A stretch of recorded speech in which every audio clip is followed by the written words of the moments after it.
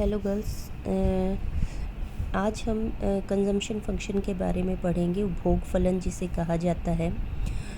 और जैसा कि हमने केन्जियन थ्योरी और क्लासिकल थ्योरी को देखा है, हमने पढ़ा है कि नेशनल इनकम, राष्ट्रीय आय वहाँ निर्धारित होती है जहाँ एग्रीगेट इफ़ेक्टिव केन्ज के अनुसार लेवल ऑफ एम्प्लॉयमेंट, रोज़गार का स्तर, आय का स्तर और उत्पाद का स्तर किसके द्वारा निर्धारित किया जाता है? इफ़ेक्टिव डिमांड, जिसे कि हिंदी में प्रभावी मांग कहा जाता है। और प्रभावी मांग कौन सी मांग होती है? प्रभावी मांग समग्र मांग का वो हिस्सा होती है जो एग्रीगेट सप्लाई के बराबर होती है। एग्रीगेट सप्लाई जो होता है वो, एक बार थोड़ा सा ब्रीफ में रिवाइज़ करवा रही हूँ।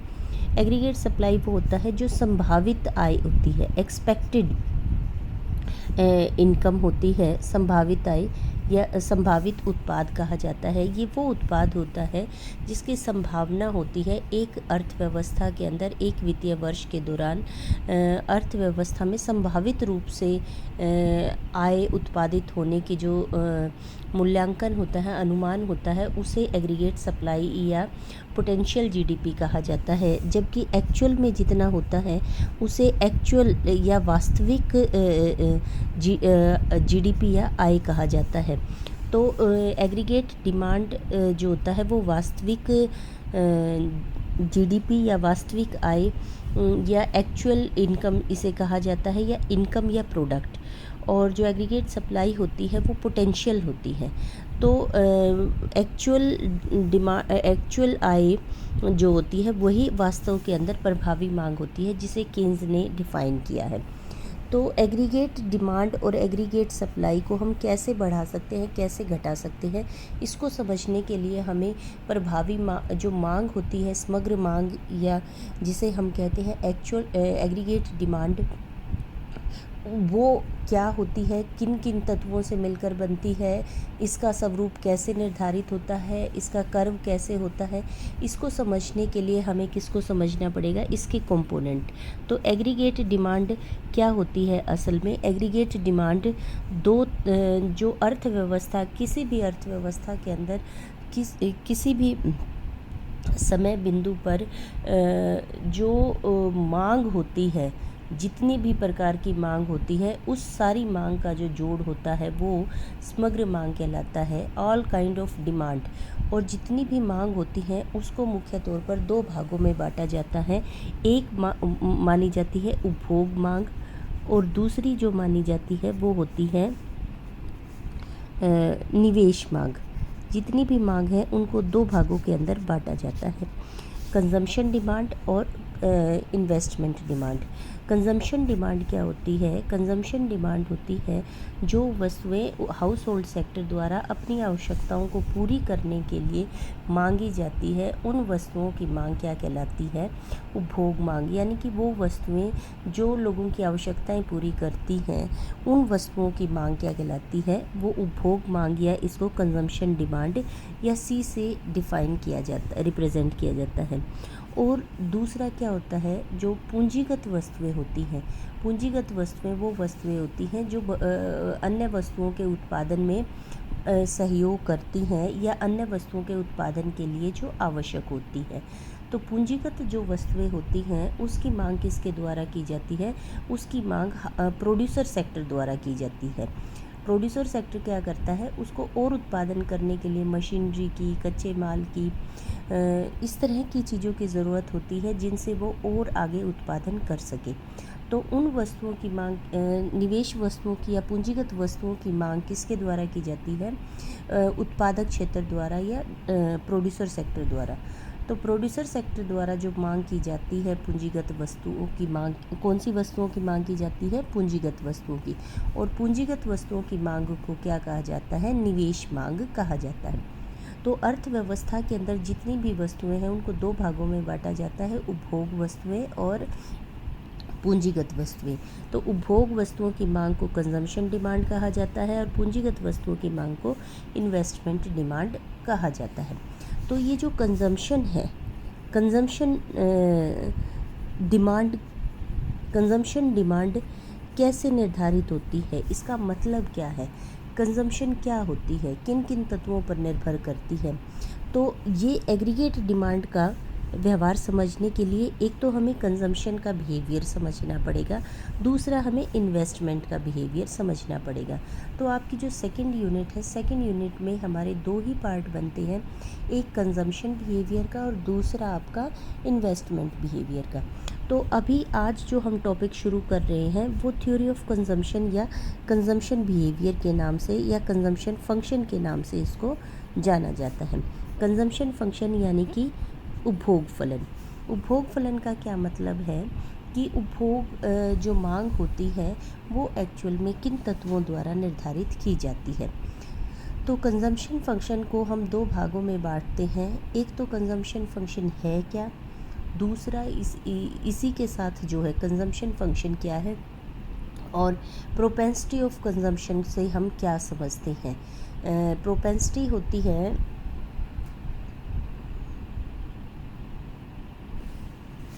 प्रोपेंसिटी को जो कहा जाता है प्रवृत्ति, भोग प्रवृत्ति क्या होती है, तो और ये कितने प्रकार की होती है। तो पहले भाग में आज हम पढ़ेंगे कंजम्पशन फंक्शन क्या है, what is consumption function, what do you mean by the propensity to consume, propensity to consume. तो एक पार्ट ये है। दूसरे पार्ट के अंदर हम कंजम्पशन फंक्शन के अंदर फर्स्ट पार्ट के अंदर हम ये पढ़ने वाले हैं, और दूसरे फंक्शन में फैक्टर डिटरमाइन कंजम्पशन बिहेवियर या कंजम्पशन फंक्शन। उपभोग फलन को प्रभावित करने वाले तत्व कौन कौन से हैं। तो ये क्वेश्चन बहुत इंपॉर्टेंट है। 16 नंबर में या ये इन दोनों में से एक क्वेश्चन ज़रूर आता है। तो आज हम जो करेंगे, आज हम इसका फर्स्ट पार्ट करेंगे, व्हाट इज़ कंजम्पशन फंक्शन, उपभोग फलन क्या है और उपभोग प्रवृत्ति से आप क्या समझते हैं और ये कितने प्रकार की होती है। तो हम शुरू करते हैं कंजम्पशन फंक्शन से। कंजम्पशन क्या होती है, उपभोग क्या होती है, ये मैंने आपको बताया। और फलन का मतलब है कि ये किस पर निर्भर करती है। फंक्शन फलन का मतलब है ये किस पर निर्भर करती है। तो उपभोग फलन जो है, उपभोग फलन केन्स कहते हैं कि जो कंजम्पशन होती है, उपभोग होती है, असल में वो किस पर निर्भर करती है, उपभोक्ता की आय पर। केन्स कंज्यूमर बिहेवियर को एक्सप्लेन करते हुए कहते हैं कि उपभोक्ता हाउस होल्ड सेक्टर द्वारा जो भी आय अर्जित की जाती है वो या तो कंज्यूम कर दी जाती है या उसको बचा लिया जाता है। और जो बचत की जाती है, ये दोनों जो कंजम्पशन और सेविंग है, ये दोनों किस पर निर्भर करती हैं, वो निर्भर करती हैं उपभोक्ता की आय पर। केन्स कहते हैं कि असल के अंदर उपभोक्ता कितना कंज्यूम करता है वो निर्भर करता है उसकी पर्सनल डिस्पोजेबल इनकम पर, करंट पर्सनल डिस्पोजेबल इनकम पर। यहाँ पर वाई क्या है, वाई उसकी वर्तमान समय की डिस्पोजेबल इनकम होता है प्रयोज्य आय। तो प्रयोज्य आय क्या होता है, प्रयोज्य आय वो आय होती है जो सभी प्रकार के टैक्स निकालने के बाद उपभोक्ता खर्च करने के लिए उसकी पॉकेट में बचती है। सारी तरह की बचतें टैक्स देने के बाद जो पर्सनल इनकम थी, पर्सनल डिस्पोजेबल इनकम हमने फर्स्ट यूनिट में भी पढ़ा था। तो जो उपभोक्ता के पास खर्च करने योग्य आय बचती है टैक्स देने के बाद, वो उसकी डिस्पोजेबल इनकम कहलाती है। तो ये करंट डिस्पोजेबल जो इनकम होती है, इस इनकम पर उपभोक्ता के कंजम्पशन डिपेंड करती है, और यही जो है यही आपका कंजम्पशन फलन है, कंजम्पशन फंक्शन है। कंजम्पशन फंक्शन की अगर हम डेफिनेशन करते हैं तो ये होती है कि अपनी प्रयोज्य आय में से, लोग अपनी प्रयोज्य आय में से मुद्रा की जो राशि अपनी आवश्यकताओं की प्रत्यक्ष संतुष्टि के लिए खर्च करते हैं उसे कुल उपभोग व्यय या एग्रीगेट कंजम्पशन एक्सपेंडिचर या उसको उपभोग कहा जाता है। और वो कितना खर्च करेंगे वो बहुत सारे तत्वों पर निर्भर करता है। सबसे पहला उसकी इनकम पर, फिर उसके बाद प्राइस लेवल कितना है, फिर उसके बाद उसका पड़ोसी कितना खर्च कर रहा है, डेमोन्स्ट्रेशन इफेक्ट जिसे कहा जाता है, देखा देखी वाला। तो इन सारे तत्वों पर निर्भर करता है, लेकिन इनमें से सबसे इम्पोर्टेंट किस पर निर्भर करता है, उपभोक्ता की डिस्पोजेबल इनकम पर। तो कंजम्पशन कितना, खर्च कितना करेगा वो निर्भर करता है उसकी व्यक्तिगत प्रयोज्य आय पर। तो और ये करंट होती है, वर्तमान समय की आय होती है, पिछली आय नहीं होती। तो केन्स के अनुसार यही आपका कंजम्पशन फंक्शन है। यही क्या है? आपका कंजम्पशन फंक्शन है। कंजम्पशन फंक्शन का जब हम बिहेवियर करते हैं तो ये आपका डिपेंडेंट वेरिएबल है और निर्भर चर है। और ये किस पर निर्भर करता है? ये आपकी वाई पर, यानी कि उपभोक्ता की आय पर निर्भर करता है। केन्स कहते हैं कि ये जो कंजम्पशन फंक्शन है, इस कंजम्पशन फंक्शन से केवल हमें क्या पता लगता है? निर्भरता के बारे में पता लगता है। इसके बारे में कुरिहारा डेफिनेशन देते हुए कहते हैं कि आय के एक निश्चित स्तर पर उपभोग पर जितना खर्च किया जाता है उसे उपभोग कहा जाता है, जबकि आय के विभिन्न स्तरों पर उपभोग के विभिन्न स्तर पर खर्च करने वाली तालिका उपभोग प्रवृत्ति कहलाती है। अब यहाँ पर शब्द इसने प्रयोग किया है प्रवृत्ति। उपभोग प्रवृत्ति क्या होती है? कुछ लोग ये एक साइकोलॉजिकल सब्जेक्टिव टर्म है, consumption function propensity to consume, या इसको उपभोग प्रवृत्ति कहा जाता है।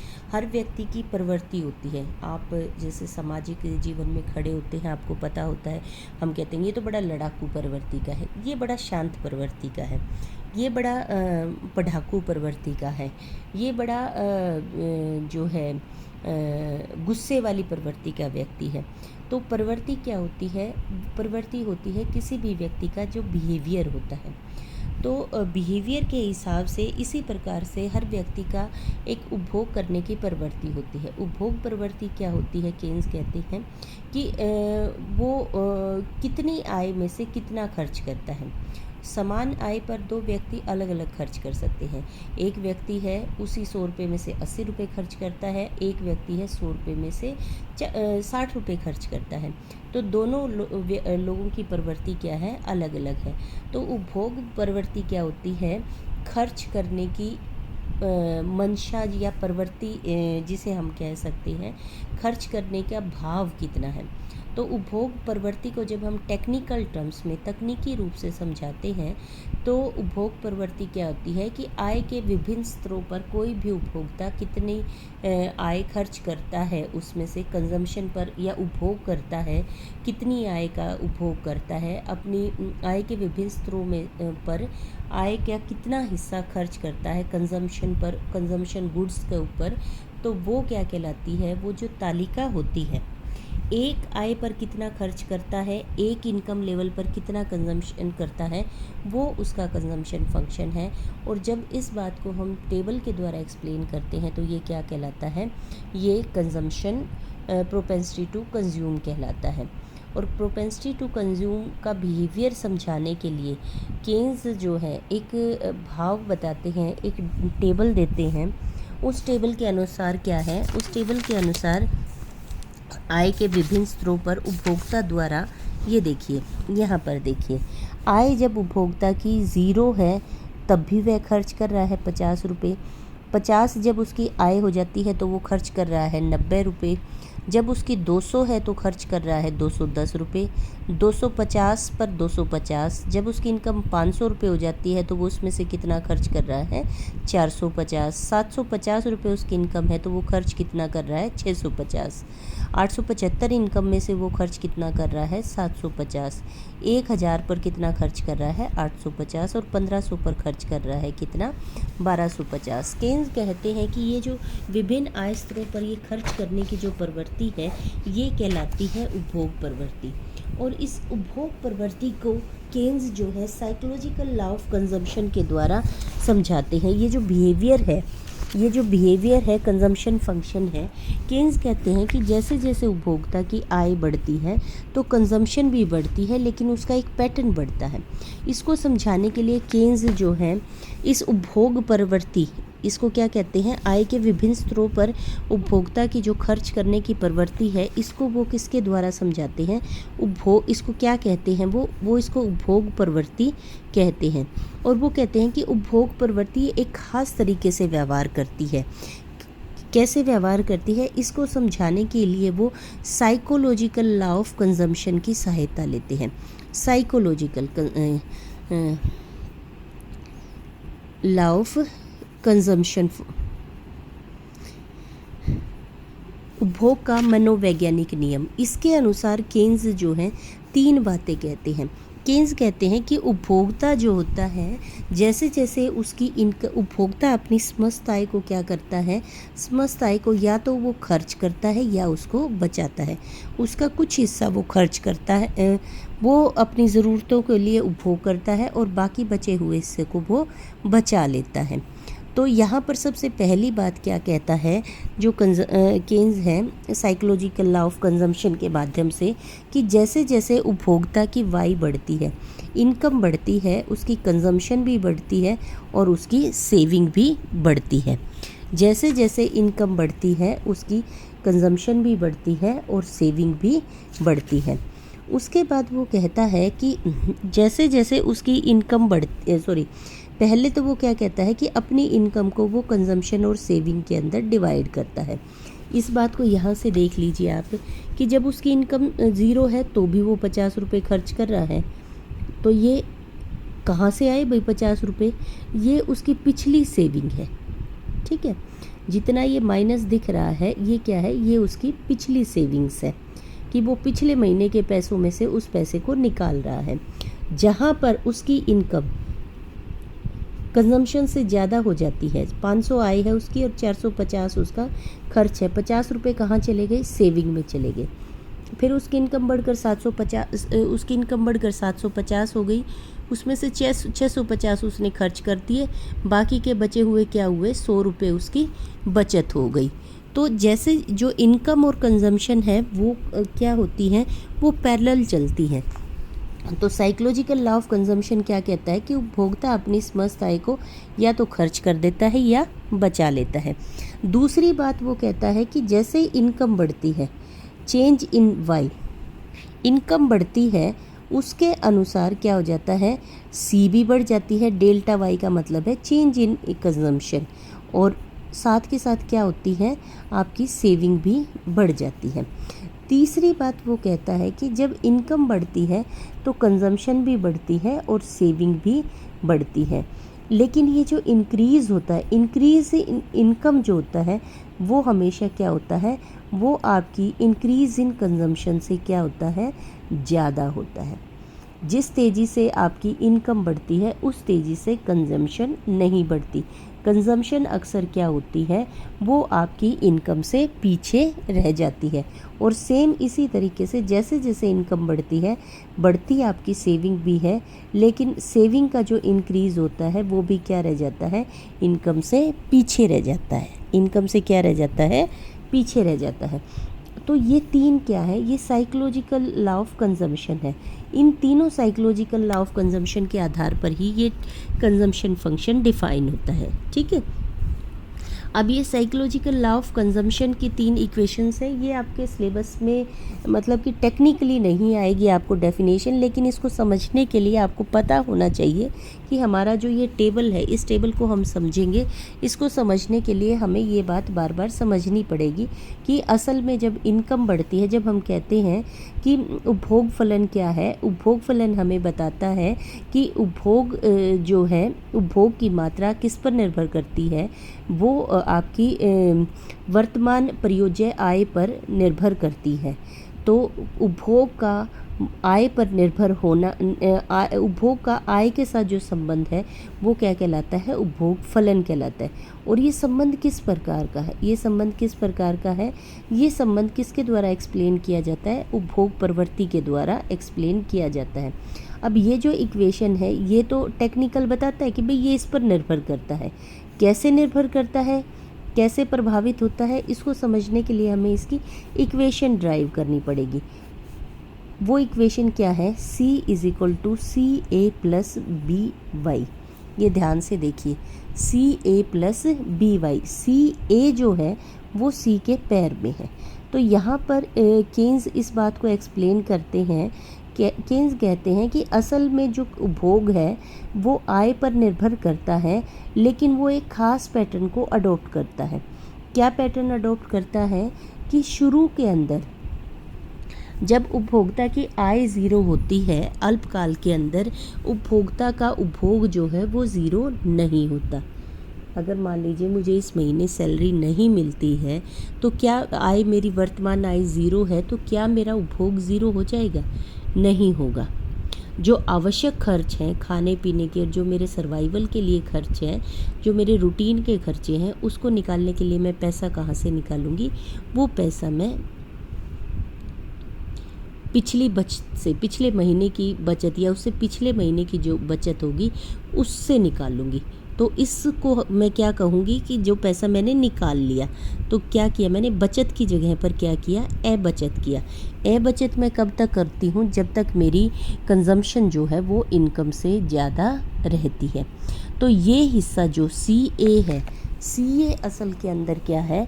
CA केन्स कहते हैं कि जब उपभोग जो होता है, उपभोग का प्रारंभिक उपभोग का कुछ हिस्सा ऐसा होता है जो आय पर निर्भर नहीं करता। आपकी आय शून्य हो तो भी वो उपभोग उपभोक्ताओं द्वारा किया जाता है, क्योंकि वो क्या है, कैसा उपभोग है? वो ऑटोनोमस या सस्टेनेबल एक्सपेंडिचर कहलाता है, कि वो सर्वाइवल के लिए, जिंदा रहने के लिए, और वो क्या, कैसा खर्च है? आवश्यक खर्च है। तो केन्स कहते हैं कि ये जो कंजम्पशन फंक्शन होता है वो कैसे बिहेव करता है? वो कंजम्पशन फंक्शन, इतना तो इस इक्वेशन से ये पता चलता है कि जब y बढ़ेगी तो c भी बढ़ेगा। साइकोलॉजिकल लॉ ऑफ कंजम्पशन यही कहता है ना कि y = c+s होता है, और जैसे ही y बढ़ती है c भी बढ़ता है और s भी बढ़ता है। ये बात और ये बात सेम है कि जैसे आपकी y बढ़ती है c भी बढ़ता है और s भी बढ़ता है। यही बात ये कह रहा है कंजम्पशन फंक्शन, कि जब इनकम बढ़ती है तो उपभोग बढ़ता है। जिस प्रकार से आपका यहाँ पर कंजम्पशन फंक्शन है, इसी तरीके से यहाँ पर क्या है? सेविंग फंक्शन भी है। क्या है? सेविंग फंक्शन भी है। सेविंग फंक्शन क्या कहता है? s is also function of y। ठीक है ना? इस इक्वेशन को एक्सप्लेन करता है। जैसे c जो है y पर निर्भर करता है, s भी किस पर निर्भर करता है? y पर निर्भर करता है। और इसी इक्वेशन से क्या इसी स्टेटमेंट से क्या बना है? कंजम्पशन फंक्शन और सेविंग फंक्शन। अब कंजम्पशन फंक्शन की इक्वेशन, ये तो क्या है? रिलेशनशिप बता रहा है। ये रिलेशनशिप की एग्जैक्ट फॉर्मेट क्या है? किस तरीके से है? कितना बढ़ेगा? y का कितना होगा? अगर इसको कैलकुलेट करना हो कि y की वैल्यू अगर 100 रुपये है तो c कितना होगा, इसको निकालने के लिए वो टेक्निकल इक्वेशन देता है। इसको कंजम्पशन इक्वेशन के नाम से जाना जाता है, और इसको एक्सप्लेन करते हुए बताता है कि इनकम बढ़ने से कंजम्पशन भी बढ़ेगा, लेकिन कंजम्पशन का एक हिस्सा वो होता है जो आवश्यक हिस्सा होता है, जो आय पर निर्भर नहीं करता। ये देखिए यहाँ तक, जब ये 250 आपकी 250 और 250 ये दोनों बराबर हैं c और y, इससे पहले का जो हिस्सा है, ये हिस्सा क्या है? ये आपका ये जो 50 है, ये 50 कौन सा हिस्सा है? ये 50 वो हिस्सा है जब आपकी इनकम ज़ीरो है तो भी आपका जो एक्सपेंडिचर है वो किया जा रहा है। तो ये जो 50 है ये क्या है? ये आपका ऑटोनोमस कंजम्पशन है। तो अल्पकाल के अंदर बचत उपभोग का वह हिस्सा जो आय पर निर्भर नहीं करता, वो हिस्सा क्या कहलाता है? ऑटोनोमस या स्वायत्त उपभोग कहलाता है। क्या कहलाता है? CA क्या है? स्वायत्त उपभोग, या इसको ऑटोनोमस कंजम्पशन भी कहा जाता है। उसके बाद B है। B क्या है? ये मार्जिनल प्रोपेंसिटी टू कंज्यूम है, इसको हम अलग अभी करेंगे, ठीक है। और Y क्या है? इनकम है। ये क्या है? Y income. तो ये क्या है? ये आपकी कंजम्पशन इक्वेशन है। ये क्या है? कंजम्पशन इक्वेशन है। अब ये जो B है, B मैंने आपको बताया मार्जिनल प्रोपेंसिटी टू कंज्यूम।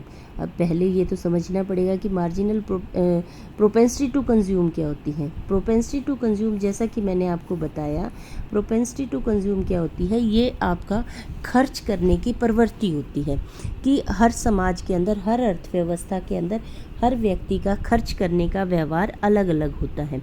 तो कंजम्पशन फंक्शन जो प्रोपेंसिटी जो होती है, प्रोपेंसिटी टू कंज्यूम क्या होती है? प्रोपेंसिटी टू कंज्यूम होती है आपका आय के विभिन्न स्तरों पर उपभोग के जो विभिन्न मात्राएं होती हैं वो क्या कहलाती हैं? उपभोग प्रवृत्ति कहलाती हैं या उपभोग फलन कहलाती हैं।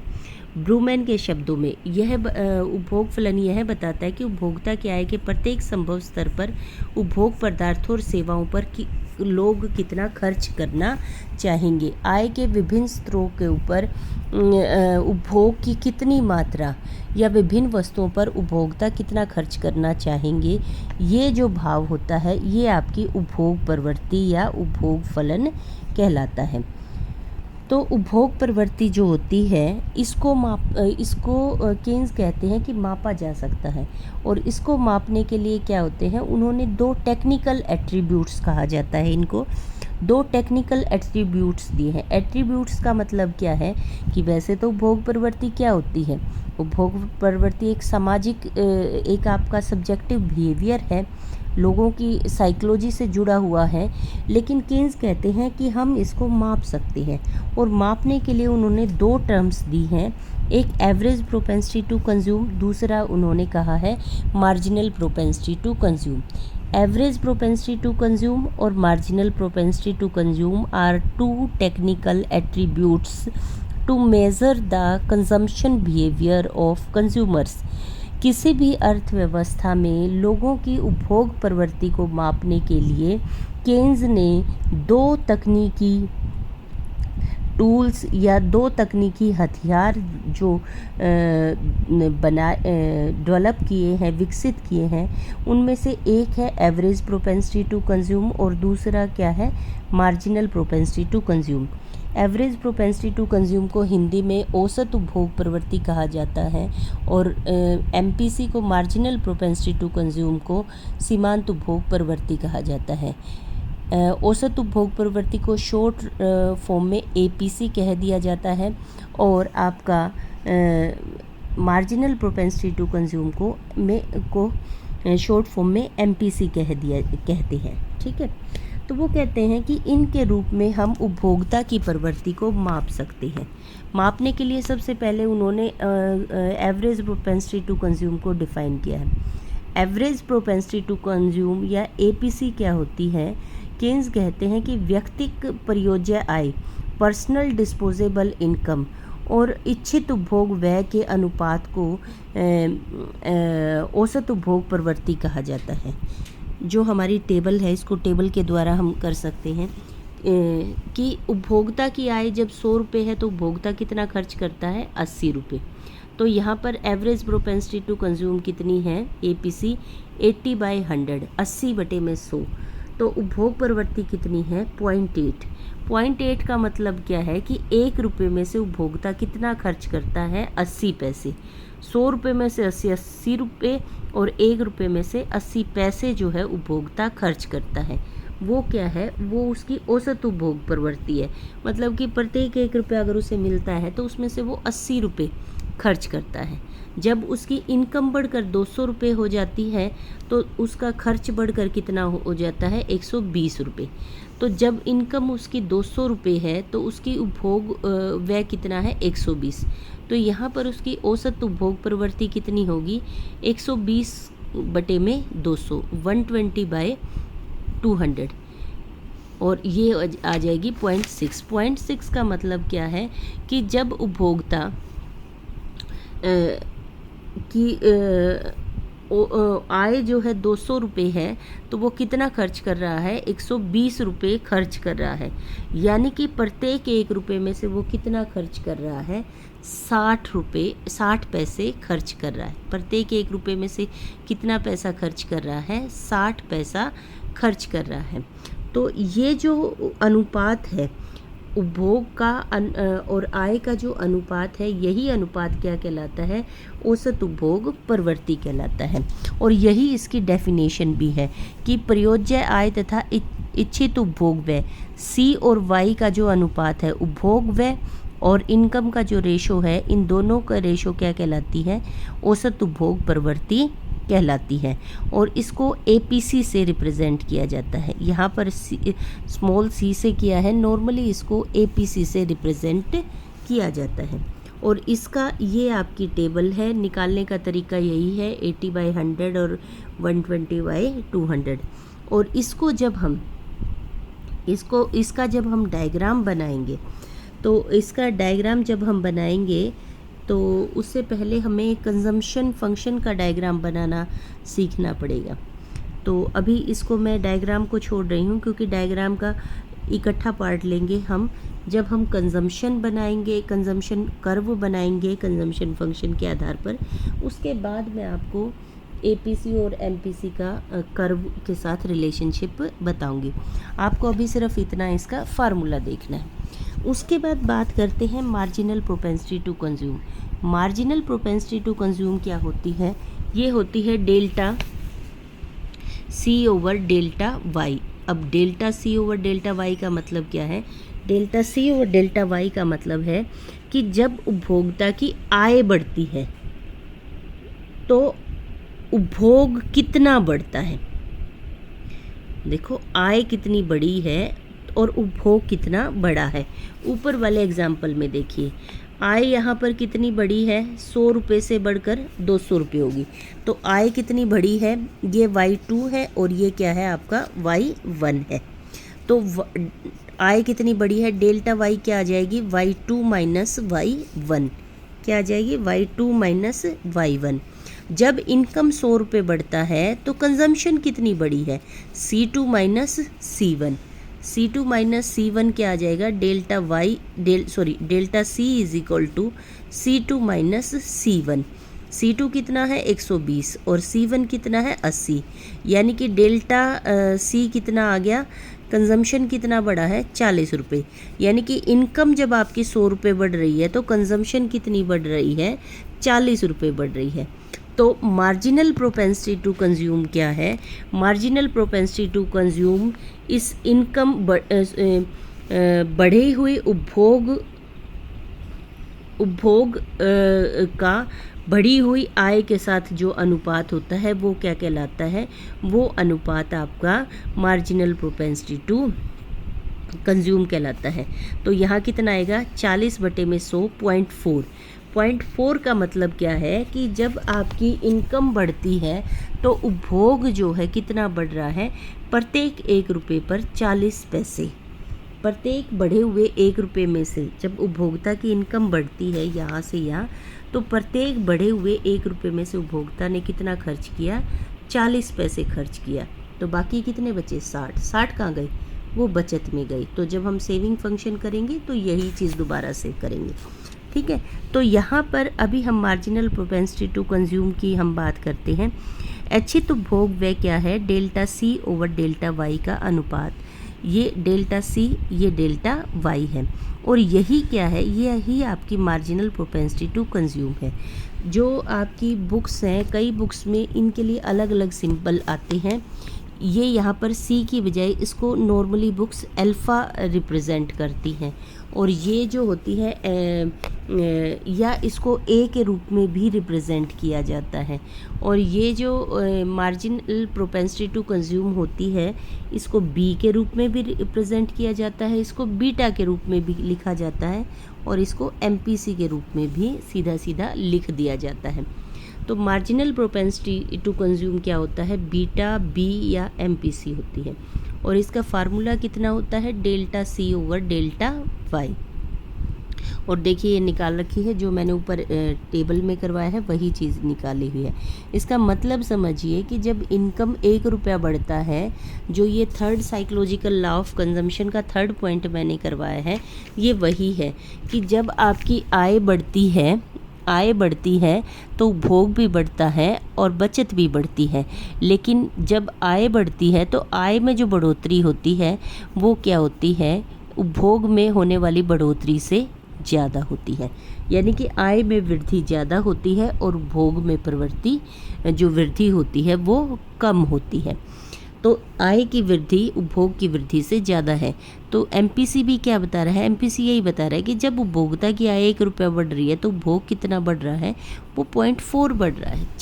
1 रुपये के ऊपर 40 पैसे खर्च कर रहा है और 60 पैसे उपभोक्ता क्या कर रहा है? बचा रहा है।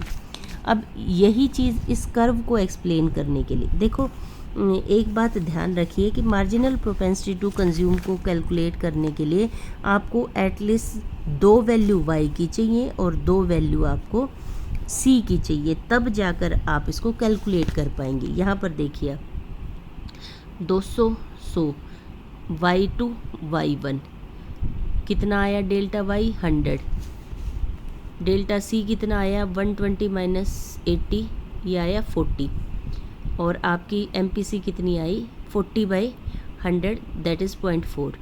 MPC की दूसरी वैल्यू निकालने के लिए आपको दो वैल्यू फिर से चाहिएंगी। अब क्या करेंगे, ये अगले वाली दो ले ली। इनकम पहले कितनी थी 200 थी, 200 से बढ़कर कितनी हो गई 300 हो गई। उपभोग क्या हो गया 120 था, 120 से बढ़कर कितना हो गया 150 हो गया। तो आपका यहाँ पर डेल्टा वाई की वैल्यू, अब इन दोनों का डिफरेंस लेना है, जैसे पहले इन दोनों का लिया था अब इन दोनों का।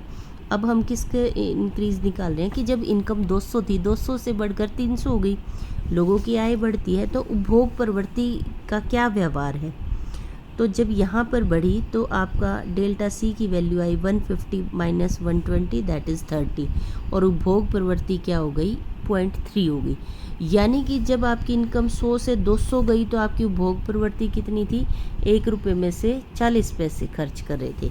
और जब आपकी और इनकम बढ़ी है, ठीक है, तो आपकी उपभोग प्रवृत्ति और घट गई। अब आप क्या कर रहे हो, प्रत्येक 1 रुपये में से 30 पैसे खर्च कर रही हो। यही आपका साइकोलॉजिकल लॉ ऑफ कंजम्पशन का तीसरा पॉइंट कहता है। पहला पॉइंट तो कंजम्पशन फंक्शन को बताता है कि इनकम जो है वो किस पर निर्भर करती, उपभोग जो है वो किस पर निर्भर करता है, आय पर निर्भर करता है। दूसरा पॉइंट क्या था कि जैसे उपभोग बढ़ता है, जैसे आय बढ़ती है वैसे वैसे उपभोग बढ़ता है। और थर्ड पॉइंट जो है ये उपभोग प्रवृत्ति का या मार्जिनल प्रोपेंसिटी टू कंज्यूम का बिहेवियर बताता है कि जैसे उपभोग के जो आय के अंदर वृद्धि होती है वो उपभोग में होने वाली वृद्धि से ज़्यादा होती है, या इसको दूसरे शब्दों में कहें कि उपभोग में वृद्धि आय में होने वाली वृद्धि से कम होती है। तो ये आपकी मार्जिनल प्रोपेंसिटी टू कंज्यूम है। अब ये जो डायग्रामेटिकली बिहेवियर है इसको समझने के लिए पहले हमें एक बार कंजम्पशन फंक्शन के कर्व को समझना पड़ेगा। कंजम्पशन फंक्शन के कर्व को समझने के लिए फिर से थोड़ा सा आगे इसी टेबल पर जाएंगे। केन्स ने जो कंजम्पशन फंक्शन दिया है वो उसकी एक शेप बताते हैं। वो कहते हैं कि केन्स कहते हैं कि जो कंजम्पशन फंक्शन होता है, यानी कि आय का और उपभोग का जो संबंध होता है वो एक ख़ास तरीके से चलता है, और उस तरीके को एक्सप्लेन करने के लिए वो क्या करते हैं, वो आपकी कंजम्पशन इक्वेशन देते हैं। वो कहते हैं कि अल्पकाल के अंदर उपभोक्ता का जो उपभोग है वो वाई पर निर्भर करता है, लेकिन वो एक ख़ास तरीके से निर्भर करता है। जो कुल उपभोग होता है वो दो भागों में बटा होता है। एक हिस्सा वो होता है जो आय पर निर्भर नहीं करता, और दूसरा हिस्सा वो होता है जो आय पर निर्भर करता है, जो आय में बढ़ोतरी के साथ साथ बढ़ता जाता है।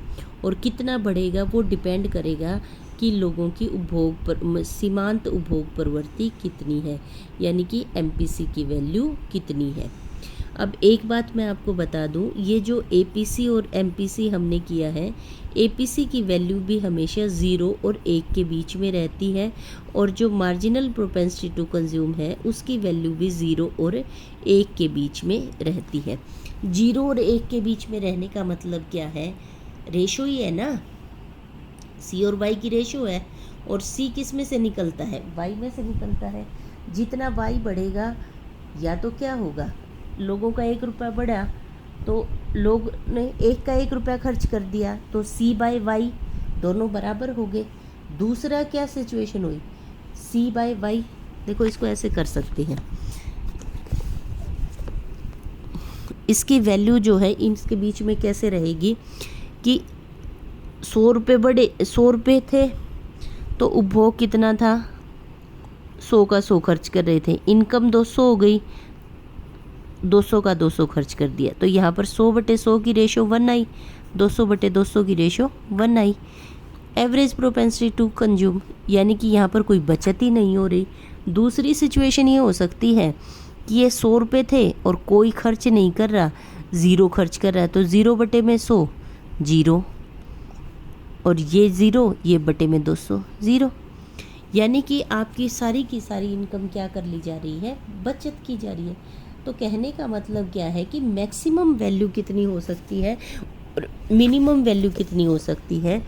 मैक्सिमम वैल्यू भी एपीसी की 0 और 1 के बीच में होती है और इसी प्रकार एमपीसी की भी वैल्यू क्या होती है, 0 और 1 के बीच में होती है। अब हम बात करते हैं कंजम्पशन कर्व की। कंजम्पशन कर्व जो होता है, केन्स कहते हैं कि वो एक ख़ास तरीके से चलता है। हमने ये तो पढ़ लिया, कंजम्पशन फंक्शन ने हमें ये तो बता दिया। ये हमारा अब क्या आएगा, ये हमारा कंजम्पशन कर्व आएगा। कंजम्पशन कर्व का दूसरा नाम है उपभोग वक्र। ठीक है। कंजम्पशन फंक्शन CF क्या है, CF कहता है कि C is a function of Y। C जो है Y पर निर्भर करता है। ये तो पता चल गया भी Y के बढ़ने से, और ये इसका डायरेक्ट रिलेशन है, प्रोपोर्शनल रिलेशन है कि Y के अनुपात में ही जो है C बढ़ेगा।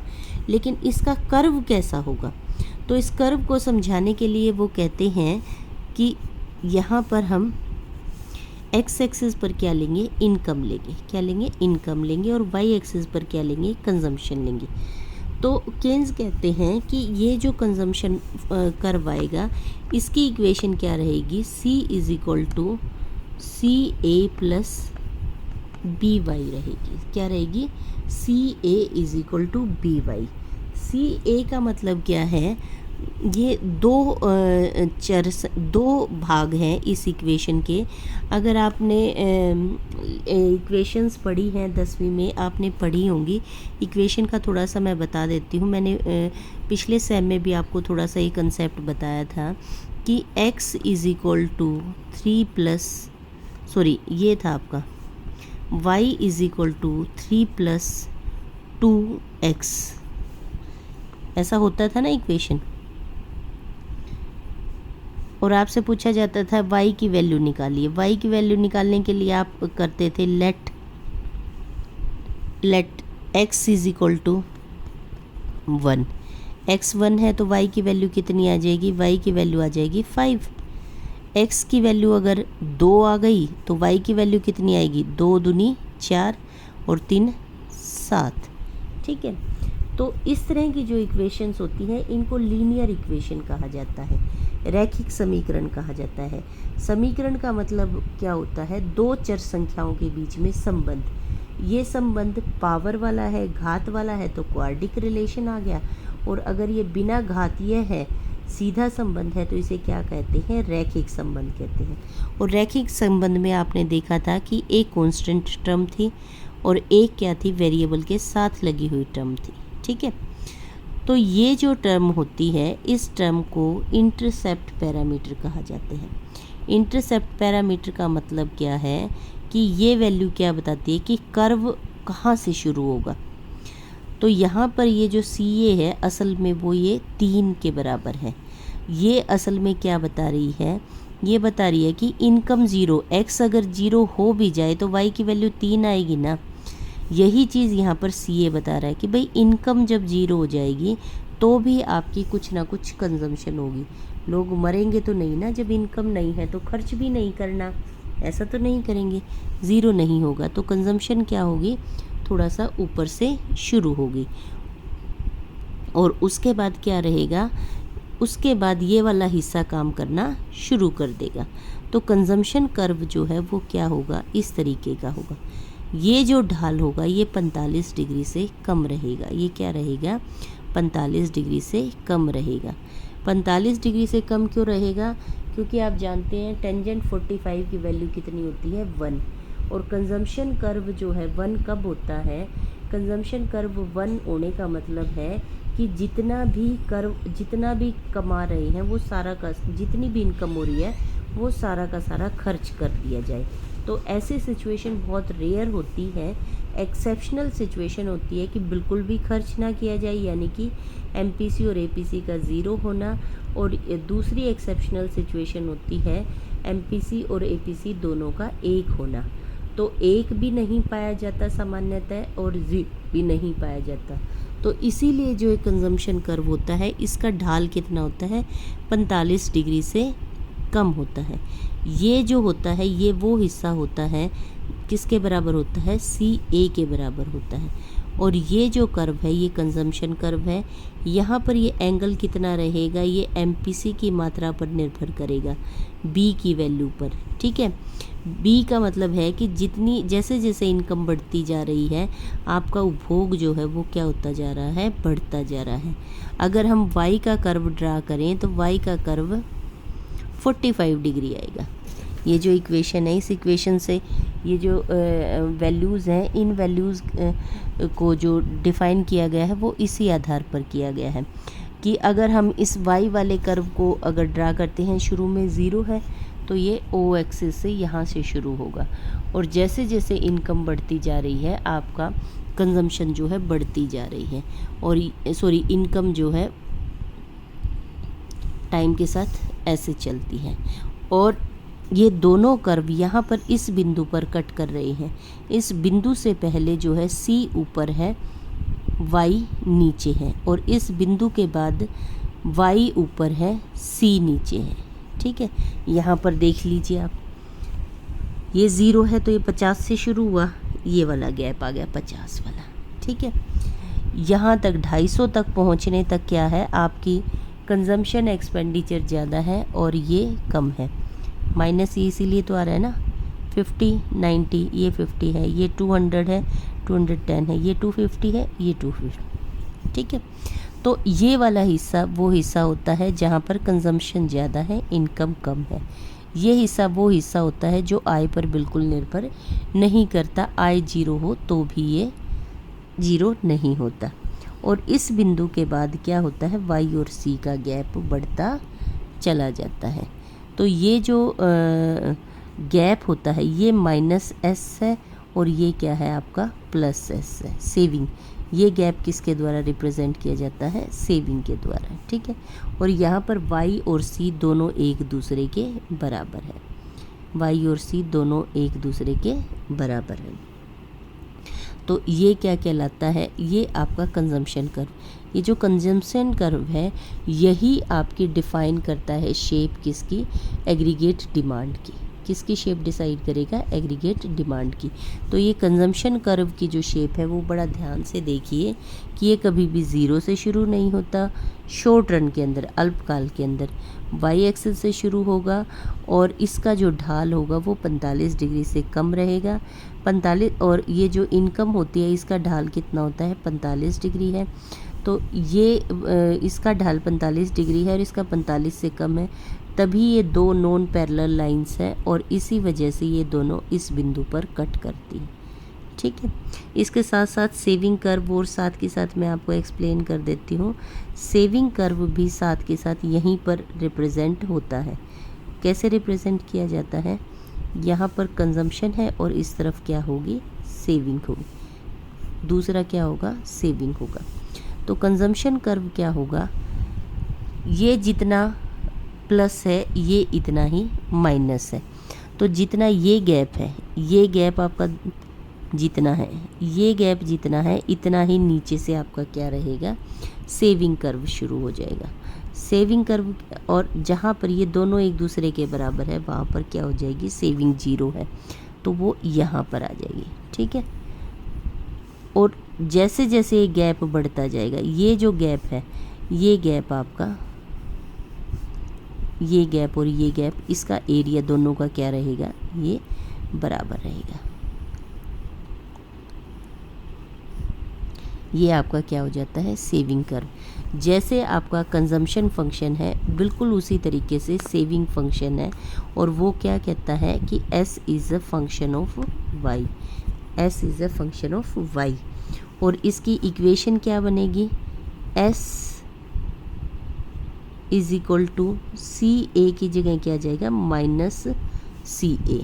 ये +CA था, ये -CA, और प्लस में इसकी जगह पर क्या आ जाएगी, इसकी जगह पर आ जाएगी marginal propensity to save, marginal propensity to save. तो अभी मैं इस वीडियो को यहीं पर बंद कर रही हूँ। अब अगले टॉपिक में हम जो इसके साथ ही जो करेंगे वो सेविंग फंक्शन का करेंगे। ठीक है, और वैसे तो 5 ही मिनट का है, हम इसको कर ही लेते हैं, ये टॉपिक कवर हो जाएगा हमारा, ठीक है। तो सेविंग फंक्शन ये हमारा डायग्राम मैंने आपको बता दिया है।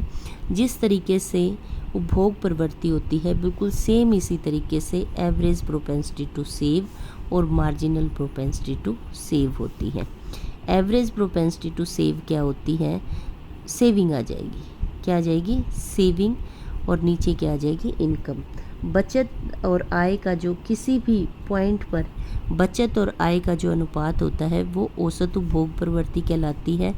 और जो delta S over delta Y है, आय के बढ़ने के साथ साथ बचत में जो बढ़ोतरी होती है या बचत में जो बदलाव होता है, उन बदलावों का, उन डिफरेंसेस का जो रेशो होती है वो क्या कहलाती है, वो आपकी एमपीएस कहलाती है। क्या कहलाती है, एमपीएस।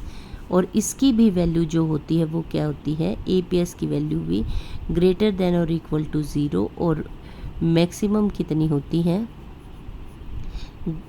1। और इसी तरह इसकी भी 0 और 1 के बीच में होती है, 1 के बीच में होती है। और जैसे हम जानते हैं y is equal to C plus S होता है, इन दोनों को अगर हम y से कट कर दें दोनों तरफ y से, तो ये 1 आ जाएगा। c ओवर y क्या हो जाएगी, APC आ जाएगी, और ये क्या हो जाएगी, APS हो जाएगी। तो कहने का मतलब क्या है, APC और APS का जोड़ किसके बराबर होता है, 1 के बराबर होता है।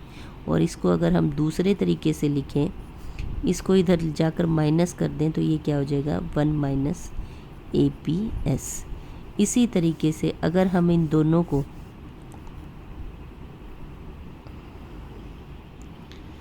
बदलाव ले लें, delta Y over delta Y, delta C over delta Y, और तो ये रेशो कट कर 1 आ जाएगी। ये क्या आ जाएगा, एमपीएस, सॉरी एमपीसी, और वो क्या हो जाएगा, एमपीएस। यानी कि 1 माइनस एमपीएस किसके बराबर है, एमपीसी के बराबर। या इसको दूसरे तरीके से लिखें, 1 minus MPC is equal to MPS, ठीक है। और इसीलिए जो सेविंग फंक्शन था माइनस सी, ये जो एस होता है वो होता है आपका मार्जिनल प्रोपेंसिटी टू सेव। और इसका मतलब यही होता है कि प्रत्येक एक बढ़े हुए रुपए में से कितना पैसा लोग बचा कर रख रहे हैं।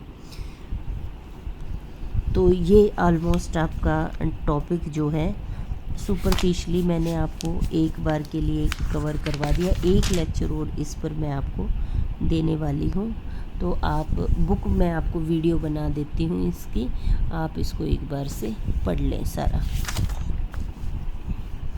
ये मैंने आपको यहाँ तक का संबंध आपको सारा करवा दिया है।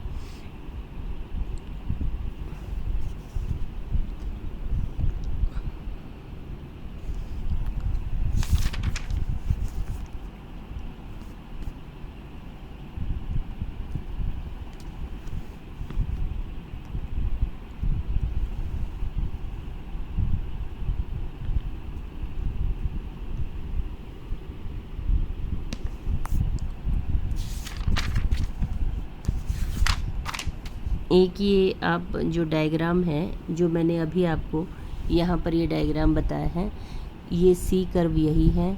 और APC निकालने के लिए क्या किया जाता है, एक पॉइंट पर निकाला जाता है APC।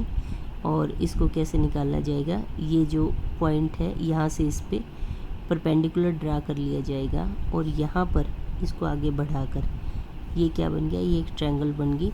तो 10/10 क्या आ जाएगा आपका, LT डिवाइडेड बाय OL जो है वो क्या हो जाएगा आपका, मार्जिनल प्रोपेंसिटी टू कंज्यूम हो जाएगा। डायग्रामेटिकली इसको ऐसे निकाला जाता है।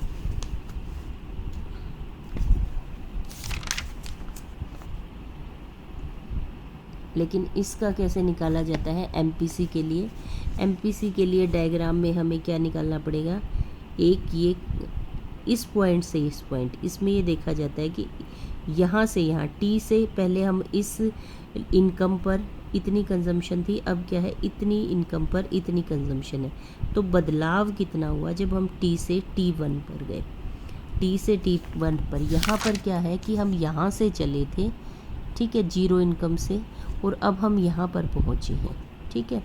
तो ये इसका बनता है, जीरो से चले थे और टी पर पहुँचे हैं, तो इतनी इनकम पर हमारी कंजम्पशन इतनी है। यहाँ पर क्या होता है कि हम पहले यहाँ पर थे और अब यहाँ पर गए, तो कितना तो उपभोग आय के अंदर बदलाव हुआ है, कितना उपभोग के अंदर बदलाव हुआ है। इन दोनों की जो रेशो है वो रेशो क्या कहलाएगी, वो आपकी मार्जिनल प्रोपेंसिटी टू कंज्यूम कहलाती है। ये आपका डेल्टा सी है, ये डेल्टा वाई है। इन दोनों की रेशो यानी कि जो छोटी सी ट्रायंगल बनी हुई है, इसका ये वाला जो एंगल होगा वो क्या बताता है, मार्जिनल प्रोपेंसिटी टू कंज्यूम के बारे में बताता है। और यही बात आपकी यहाँ पर इनकी विशेषताएं लिखी गई हैं। इनकी गुणांक की सीमा 0 और 1 के बीच में रहती है, जो मैंने आपको एक्सप्लेन की है सारी।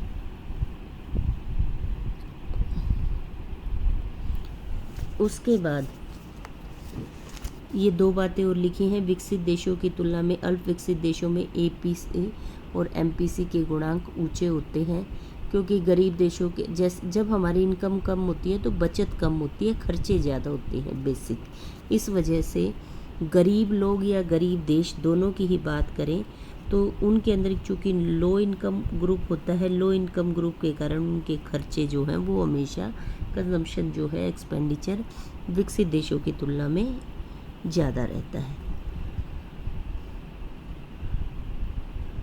और लास्ट है, अल्पकाल में आय के बढ़ने पर एपीसी और एमपीसी में घटने की प्रवृत्ति पाई जाती है।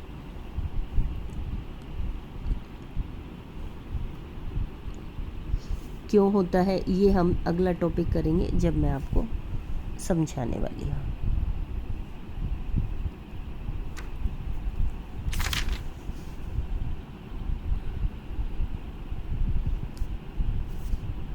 ये मैंने आपको बता दिया, आकार कैसा रहेगा, 0 से शुरू नहीं होगा।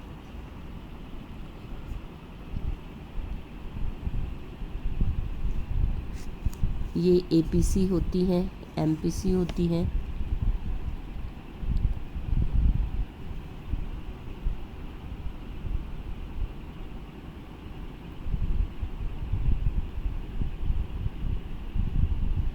ये थोड़ा सा ये वाला जो पोर्शन है ये एडवांस पोर्शन है, पेपर में कहीं लिखना नहीं है, ये समझने के लिए है आपको।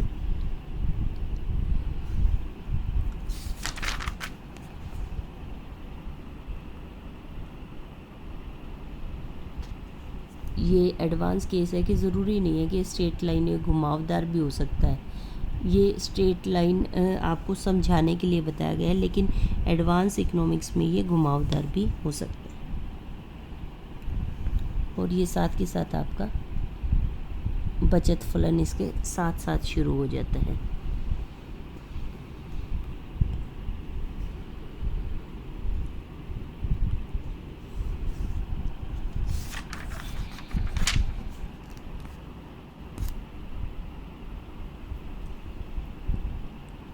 एपीएस और एमपीएस, एपीएस वही एस बाई वाई हो जाती है, ये delta S by delta Y, ये संबंध है दोनों के बीच में।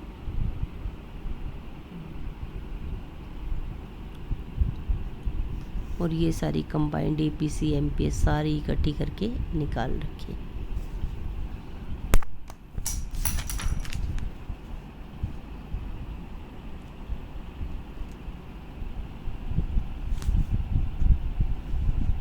इसके बाद है निर्धारक तत्व, ये हम नेक्स्ट लेक्चर में करेंगे।